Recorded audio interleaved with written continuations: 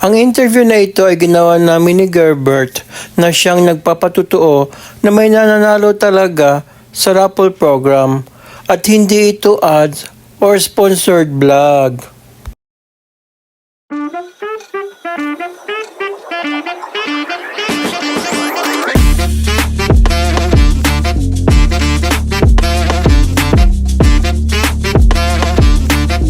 Punan mo. Kabayan, kumusta ka na? Okay na po sa kumain. Para lang sa ating mga viewers yung interview na to para lang sa kalaman din ng iba. Huwag kang mag-alala kasi i-hide natin lahat pati yung personal identity mo. So, una ko muna itatanong sa'yo, taga saan ka ba sa atin? Sa Cavite po. Cavite Bacoor, ka? Cavite. Okay. Nung pumasyal ka dito sa branch namin, paano mo nalaman na meron kami ganitong program ng frequency? Actually, palagi po nag-text sa akin, nag-chat sa WhatsApp sa akin yung Burger King. And yung mga promo ko, ginagamit ko siya. Then one time yung cashier ninyo, nagtanong sa akin kung gusto ko bang sumali sa raffle. Then nag-try lang ako sumali. Then ayun ako. Okay. So nung di umuwi ka na ng bahay, in how many days may tumawag sa iyo, may phone calls nang tumatawag sa iyo. Minsan kasi minsan yung mentality natin na baka scammer to kasi nangyari yan bangko tatawag tapos scammer naman pala.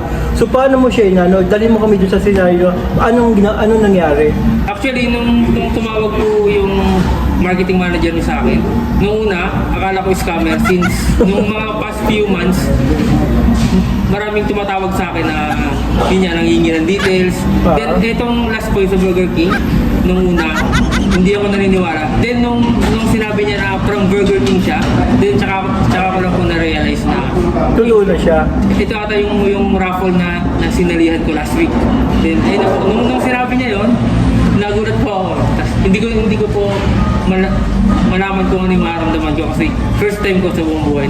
Sino sa cashier namin dito ang nag-push sa'yo na, uy, sumali ka sa ganitong program, di ba? May ganyan kami mga cashier na talagang maghilo sa customer. Sino siya? Magpangalan na lang kayo, first name na lang. Hindi ko po siya kilala. Matandaan? Si Pero Lorena ba o hindi? Pinay po siya Babae? Pinay po. Kasi usually nakikita namin dyan si Lorena Baka si Lorena. Basta matagal na po siya rito kasi since mga 2 years na kumakain dito, siya yung nagkakahira sa akin. So, siya, Pilipina.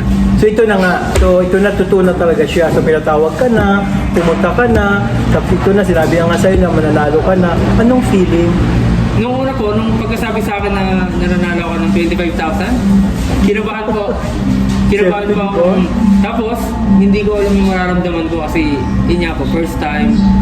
And hanggang sa pagkatapos ng tawag, hindi pa rin nag-sink in sa akin. Kumbaga na-overwhelmed po ako sa feelings ko.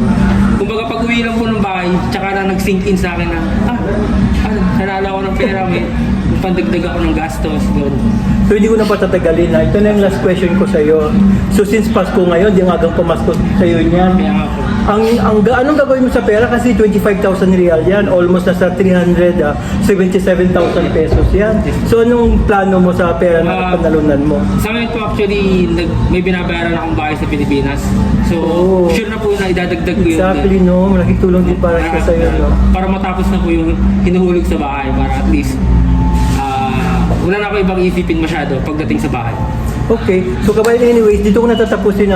Maraming salamat sa iyo at good luck. At sana yung mga makapanood dito, maging mga Pilipino, magkaroon din sila ng chance. Sana mangyari din ang nangyari sa iyo. Salamat. Thank you. God bless. Thank you.